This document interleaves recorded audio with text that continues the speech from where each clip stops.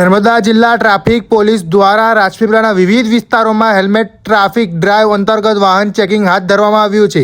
રાજ્યમાં વધતા માર્ગ અકસ્માતોને ધ્યાનમાં રાખીને નર્મદા પોલીસ દ્વારા 1 મે થી 31 મે સુધી વિશેષ હેલ્મેટ ઝુંબેશ શરૂ કરવામાં આવી છે। આ ઝુંબેશ દરમિયાન 2 વ્હીલર ચાલકો માટે હેલ્મેટ પહેરવું ફરજિયાત બનાવાયું છે। ખાસ વાત એ છે કે વાહન ચાલક સાથે પાછળ બેસનાર વ્યક્તિ માટે પણ હેલ્મેટ અનિવાર્ય કરવામાં આવ્યું છે।